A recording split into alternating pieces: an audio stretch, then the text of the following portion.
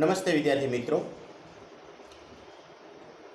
પ્રકરણ 1 વિદ્યુત ભારો અને ક્ષેત્રો અંતર્ગત વિદ્યુત ભાર અને તેના વિશેની કેટલીક પ્રાથમિક માહિતી એટલે કે તેમના મૂળભૂત ગુણધર્મો વિશે આપણે અગાઉના લેક્ચરમાં ચર્ચા કરી છે। આજે આ વિદ્યુત ભારો માટે ખૂબ એક અગત્યના એવા કુલમ્બના નિયમ વિશે માહિતી મેળવીશું। તો સૌપ્રથમ તો કુલમ્બના નિયમનું વિધાન આપણે શીખી લઈએ। કુલમ્બ નામના વૈજ્ઞાનિકે અનેક પ્રયોગો કરીને જે વિધાન તારવ્યું છે તે કંઈક આ રીતે છે। બે બિંદુવત સ્થિર વિદ્યુત ભારો વચ્ચે લાગતું કુલંબીય બળ અથવા તો વિદ્યુતીય બળ એ તે બે વિદ્યુત ભારોના મૂલ્યના ગુણાકારના સમપ્રમાણમાં અને તેમની વચ્ચેના અંતરના વર્ગના વ્યસ્ત પ્રમાણમાં હોય છે। અને આ બળની દિશા આ બે વિદ્યુત ભારોને જોડતી રેખા પર હોય છે। આ નિયમને કુલમ્બના નિયમનું વિધાન કહે છે। હવે મિત્રો, આ કુલમ્બના નિયમના વિધાન પરથી જો આપણે તેને સૂત્ર સ્વરૂપે આપીશું તો એ ચલે છે માનાંકમાં Q1 Q2 અપોન R² મળે। અને સમપ્રમાણતા અચળાંક તરીકે આપણે જો એ K લઈએ તો F બરાબર K માનાંકમાં Q1 Q2 upon R² મળે છે, જ્યાં K ને સમપ્રમાણતા અચળાંક કહે છે અને તેનું મૂલ્ય 9 × 10⁹ ન્યૂટન મીટર સ્ક્વેર પર કુલમ્બ સ્ક્વેર જેટલું કુલમ્બે પ્રયોગો પરથી મેળવેલું છે। અને સગવડતા માટે આ K બરાબર 1/4πε0 પણ આપણે લઈએ છીએ, જે ε0 ને શૂન્યાવકાશની પરમિટિવિટી એટલે કે પરાવૈદ્યુતાંક કહે છે, જેનું મૂલ્ય 8.85 × 10⁻12 કુલમ્બ સ્ક્વેર પર ન્યૂટન મીટર સ્ક્વેર લેવામાં આવે છે। હવે જો આપણે કુલમ્બના નિયમમાં મળેલ Q1 અને Q2 ના મૂલ્યો 1 કુલમ્બ લઈએ અને તેની વચ્ચેના અંતર 1 મીટર લઈએ અને સૂત્રમાં કિંમત મૂકીએ તો F બરાબર એટલે કે વિદ્યુતીય બળ F બરાબર 9 × 10⁹ ન્યૂટન મળે છે। આ બળ પરથી અને અંતર પરથી આપણે કુલમ્બની વ્યાખ્યા પણ આપી શકીએ છીએ, જેમ કે જો સમાન મૂલ્યના બે વિદ્યુત ભારોને શૂન્યાવકાશમાં રાખી તેમની વચ્ચેનું અંતર 1 મીટર રાખવામાં આવે અને જો આ બે વિદ્યુત ભારો વચ્ચે પ્રવર્તતું વિદ્યુતીય બળ 1 મીટર અંતર માટે 9 × 10⁹ ન્યૂટન હોય તો આ બે વિદ્યુત ભારો પરના વિદ્યુત ભારનું સમાન મૂલ્ય 1 કુલમ્બ છે તેમ કહેવાય। તો મિત્રો, આ તો કુલમ્બ એટલે કે 1 કુલમ્બની વ્યાખ્યા છે। હવે આપણે પ્રશ્ન એ પણ થાય કે કુલમ્બ નામના વૈજ્ઞાનિકે આ નિયમ કઈ રીતે શોધ્યો હશે? તો તમને જણાવતા આનંદ થાય છે કે કુલમ્બે આ નિયમ ભૌતિક સંપર્કની રીતનો ઉપયોગ કરીને મેળવ્યો છે। સૌપ્રથમ ભૌતિક સંપર્કની રીત વિશે થોડીક માહિતી તમને આપી દઉં। બે આઈડેન્ટિકલ એટલે બધી જ દ્રષ્ટિએ સમાન ધાતુના ગોળા લઈ તે પૈકી કોઈ એક ગોળા પર અથવા તો બંને ગોળા પરનો કુલ વિદ્યુત ભાર Q હોય અને આવા બે ગોળાઓને એકબીજાના ભૌતિક સંપર્કમાં લાવી જો દૂર કરવામાં આવે તો આ બંને ગોળા પર સમાન વિદ્યુત ભાર Q/2 મળે। હવે જો બેના બદલે 3 ઘોડાઓ લઈએ સમાન આઈડેન્ટિકલ, તેમાંના કોઈ એક ઘોડા પર ક્યુ જેટલો વિદ્યુતભાર લઈએ અને પછી 3 અને બાકીના 2 ઘોડાઓ વીજભાર વિહીન લઈએ અને ત્રણેય ઘોડાઓને ભૌતિક સંપર્ક પ્રસ્થાપિત કરાવીએ અને એકબીજાથી દૂર કરીશું તો ત્રણેય ઘોડા પર સમાન વિદ્યુતભાર Q/3 માલુમ પડશે. આમ આપણે કોઈપણ ઘોડા પર Q/2, Q/3 કે Q/4, Q/6, Q/5 વગેરે વગેરે કોઈપણ વિદ્યુતભાર મેળવી શકીએ. કુલંબે પણ આ જ રીતનો ઉપયોગ કરીને ભૌતિક સંપર્ક વડે ઘોડા પર જુદા જુદા પ્રકારના વિદ્યુતભારના મૂલ્યો મેળવ્યા. હવે આવા ઘોડાઓને 2 પરિસ્થિતિમાં રાખીને એમણે આ નિયમ કાઢ્યો. જેમ કે 2 વચ્ચેનું અંતર અચળ રાખ્યું અને વિદ્યુતભારના મૂલ્યો જુદા જુદા રાખ્યા. પછી બીજી પરિસ્થિતિમાં 2 ઘોડા વચ્ચેનું અંતર જુદા જુદા રાખ્યા અને વિદ્યુતભારોના મૂલ્ય અચળ રાખ્યા. આવી જુદી જુદી 2 પરિસ્થિતિઓ માટે કુલમ્બ નામના વૈજ્ઞાનિકે અવલોકનો કર્યા. અવલોકનો કરી અને પરિણામ મેળવ્યા અને તેના પરથી પ્રાયોગિક રીતે તેમણે ઉપરનો જે નિયમ જે આપ્યો છે F બરાબર K માનાંકમાં Q1 Q2/R² મેળવ્યો હતો. તો આ તો કુલમ્બના નિયમની વાત થઈ. કુલમ્બનો નિયમ નાના વિદ્યુતભારોથી માંડીને મોટા વિદ્યુતભારો માટે પણ લાગુ પડે છે. પણ તેમ છતાં કુલમ્બનો નિયમની કેટલીક મર્યાદાઓ છે. ચલો આપણે આ નિયમની કેટલીક મર્યાદાઓ જોઈએ. પહેલી મર્યાદા કે અહીં વિદ્યુતભારો બિંદુવત હોવા જોઈએ. હવે મિત્રો આપણને પ્રશ્ન થશે કે બિંદુવત વિદ્યુતભારો એટલે શું? તો 11મા ધોરણમાં આપણે શીખી ગયા છીએ કે સૂર્ય અને પૃથ્વી આ બંનેને બિંદુવત પદાર્થ ગણી શકાય. તો મિત્રો આપણે બિંદુવત પદાર્થની વ્યાખ્યા શું આપી હતી જરા યાદ કરજો કે જો કોઈ 2 પદાર્થો વચ્ચેનું અંતર તેમના પરિમાણની સરખામણીમાં ખૂબ જ મોટું હોય, એટલે કે પદાર્થોના પરિમાણ અવગણી શકાય તેટલા નાના હોય, તો આ 2 પદાર્થોને બિંદુવત પદાર્થ કહેવાય. બસ મિત્રો બિલકુલ એ જ રીતની આ વ્યાખ્યા છે કે જો 2 વિદ્યુતભારો ના પરિમાણ તેમની વચ્ચેના અંતરની સરખામણીમાં અવગણી શકાય તેવા નાના હોય તો આ 2 વીજભારિત પદાર્થોને બિંદુવત વિદ્યુતભારો કહેવાય. આ થઈ પહેલી મર્યાદા. હવે બીજી મર્યાદા, વિદ્યુતભારો સ્થિર હોવા જોઈએ. કારણ કે આપણે સ્થિત વિદ્યુત શાસ્ત્રનો અભ્યાસ કરી રહ્યા છીએ. પછી ત્રીજી મર્યાદા, વિદ્યુતભારો વચ્ચેના અંતરની અવધિનું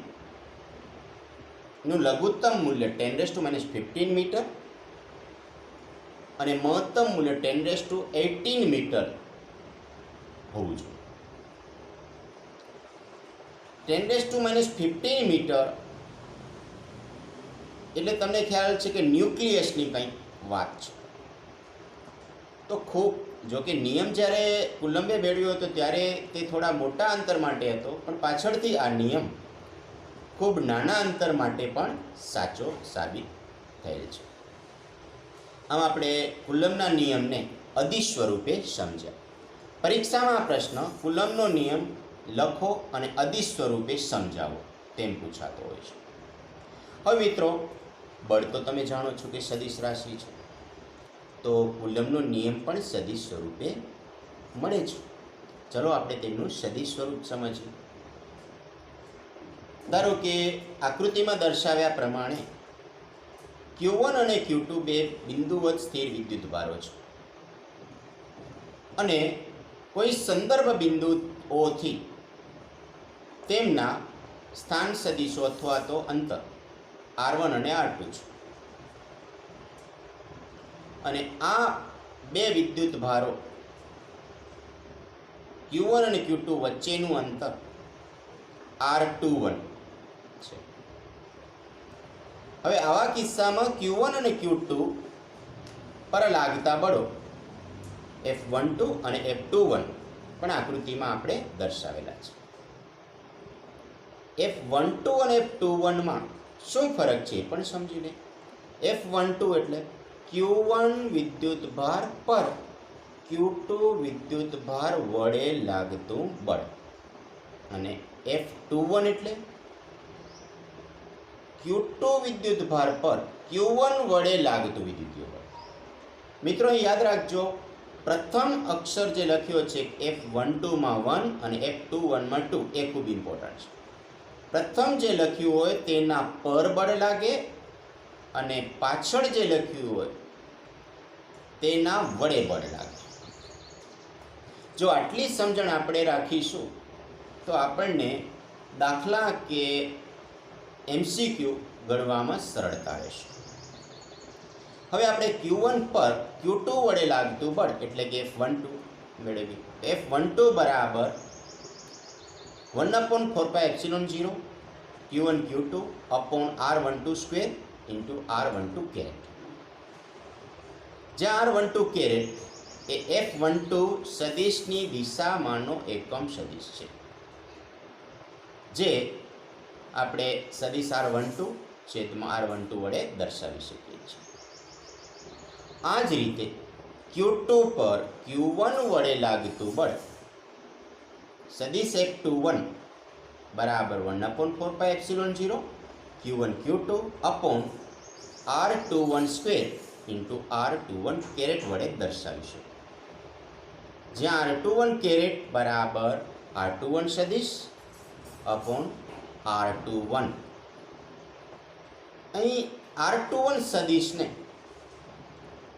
આપણે R2 માઇનસ R1 સદિશ વડે બતાવી શકાય છે. કઈ રીતે? તો તમે જાણો છો કે 11મા ધોરણમાં આપણે ત્રિકોણની રીતનો ઉપયોગ શીખી ગયા છે. એ પ્રમાણે આકૃતિમાં તમે જોઈ શકો છો કે R1 સદિશ અને R21 સદિશના સરવાળાથી પરિણામી સદિશ R2 મળે છે. જો આના પરથી આપણે R21 ને મેળવીએ તો આપણને R2 સદિશ માઇનસ R1 સદિશ બહુ જ સરળતાથી મળી જાય છે. અને યાદ રાખશો મિત્રો, અહીં સમીકરણ 1 જે આપણને મળે છે તે આપણને Q1 અને Q2 ના કોઈ પણ ચિહ્ન માટે, એટલે કે ધન હોય કે ઋણ, બધા જ માટે સત્ય છે. હવે આપણે એ પણ જાણીએ છીએ કે Q1 અને Q2 વિદ્યુતભારો ધન પણ હોઈ શકે, ઋણ પણ હોઈ શકે. જો બંને ધન હોય અથવા બંને ઋણ હોય તો તેને સજાતીય વિદ્યુતભારો કહેવાય, અને જો કોઈ એક ધન હોય અને બીજો ઋણ હોય તો તેને આપણે વિજાતીય વિદ્યુતભારો કહીએ છીએ. ચલો આપણે બંને પરિસ્થિતિ જોઈ લઈએ. જો બંને સજાતીય હશે તો Q1 અને Q2 નો ગુણાકાર 0 કરતાં મોટો હશે. એટલે પરિસ્થિતિ 1 લઈ કે જો Q1 અને Q2 ગ્રેટર દેન 0 હોય તો F21 સદિશ એ R21 સદિશની દિશામાં હશે અને બે ઘોડા અથવા બે વિદ્યુતભારો વચ્ચે અપાકર્ષણ બળ લાગશે. અને આકૃતિમાં દર્શાવ્યા પ્રમાણે આ બંને બળો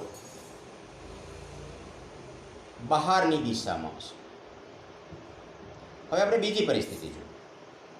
જો Q1 અને Q2 બંને વિજાતીય હોય, એટલે એક ધન અને ઋણ હોય, તો તમને ખ્યાલ છે કે આ પરિસ્થિતિમાં Q1 Q2 લેસ દેન 0 થશે અને F12 સદિશ અને F21 સદિશ અંદરની તરફ હશે. અને આ પરિસ્થિતિમાં બંને વચ્ચે આકર્ષણ જોવા મળશે, એટલે આવી રીતે બંને એકબીજાને આકર્ષશે. અહીં R21 કેરેટ બરાબર -R12 કેરેટ હશે, અને તેથી જ F12 સદિશ અને F21 સદિશ હંમેશા એકબીજાની વિરુદ્ધ દિશામાં જોવા મળે છે. અને આ આપણને ન્યૂટનના ત્રીજા નિયમ સાથે સુસંગતતા પણ સૂચવે છે.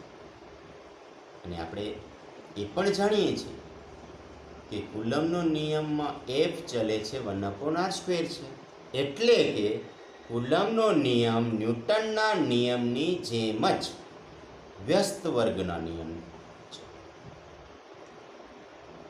મિત્રો, આપણે સહેજે સ્વાભાવિક રીતે એક માઇન્ડમાં પ્રશ્ન ઊભો થાય કે અત્યાર સુધીની ચર્ચામાં આપણે બે વિદ્યુત ભારો વચ્ચે શૂન્યાવકાશ છે તેમ માન્યું છે, પણ કેટલીક પરિસ્થિતિમાં શૂન્યાવકાશ નથી હોતો, તો શું થાય? તો મિત્રો, આ પરિસ્થિતિ થોડી જટિલ બને છે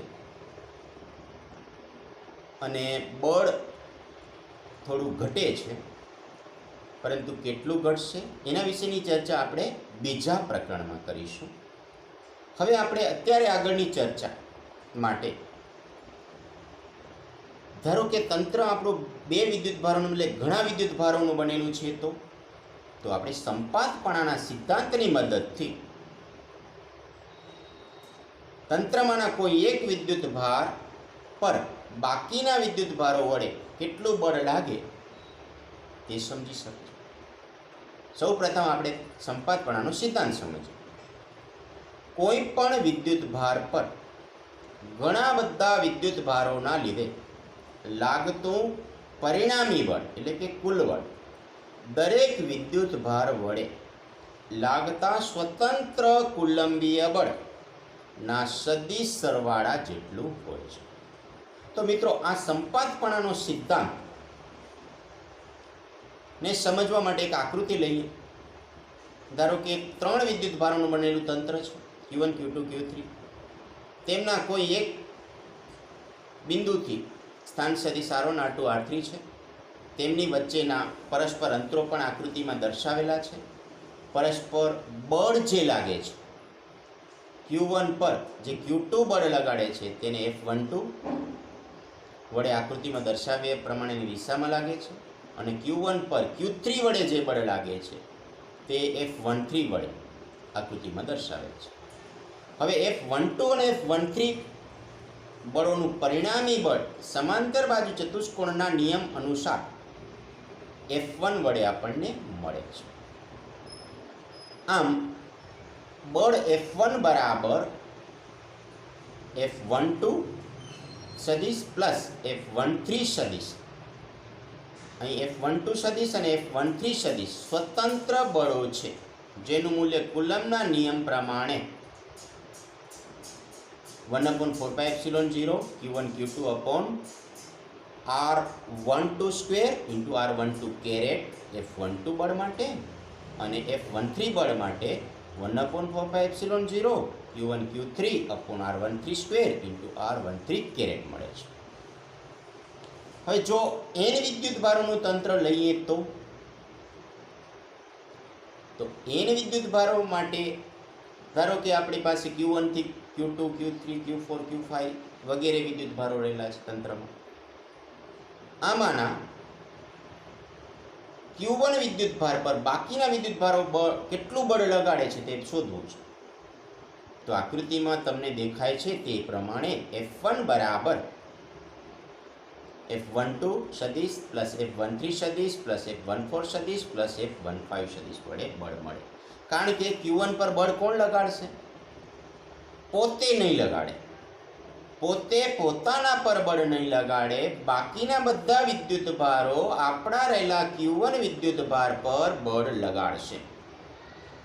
હા, આ બળ આકર્ષી કે અપાકર્ષી ગમે તે પ્રકાર હોય છે, કારણ કે આપણે સદિશ સરવાળો છે એટલે ઓટોમેટિક પ્લસ માઇનસ થવાનું જ. તો આકૃતિમાં જે આપણને દેખાય છે તેમ આ બધા જ બળો પૈકી જોડીમાં લાગતા સ્વતંત્ર બળો F12, F13, F14 અને F15 નું પરિણામી બળ સદિશ F1 વડે દર્શાવ્યું છે અને જેનું મૂલ્ય દરેક સ્વતંત્ર કુલંબીય બળોના સદિશ સરવાળાની રીતે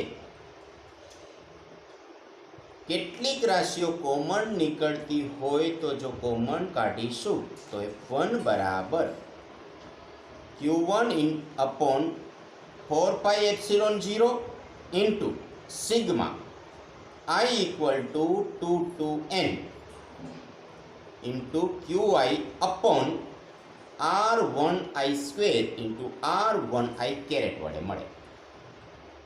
અને મિત્રો અહીં i is equal to આપણે 2 to n લીધું છે કારણ કે i is equal to 1 to n નહીં લઈ શકીએ, કારણ કે જો 1 to n લેશું તો વિદ્યુત ભાર પોતે પોતાના પર બળ લગાડે છે તેવું સાબિત થાય. તો અગાઉ સમજાવ્યું એ પ્રમાણે વિદ્યુત ભાર પોતે પોતાના પર બળ લગાડી શકતો નથી. આમ આપણે કુલમ્બનો નિયમ અને સંપાતપણાનો સિદ્ધાંત નામના ખૂબ અગત્યના નિયમો આપણે શીખ્યા. અને યાદ રાખજો, સ્થિત વિદ્યુત શાસ્ત્રમાં આપણે સ્થિત વિદ્યુત શાસ્ત્ર જ્યારે આપણે ભણીએ છીએ ત્યારે તમને એની ખાસ વસ્તુ કહી દઉં કે મૂળભૂત રીતે સ્થિત વિદ્યુત શાસ્ત્ર કુલમ્બના નિયમ અને સંપાતપણાના સિદ્ધાંતનું જ પરિણામ છે. આજે આપણે અહીં સુધીનું રાખીશું અને આજનું ચલાવેલું જે છે તે આપણે બરાબર રિવિઝન કરી લઈશું અને બાકીનું આપણે નેક્સ્ટ ટાઈમ કરીશું. નમસ્તે વિદ્યાર્થીઓ.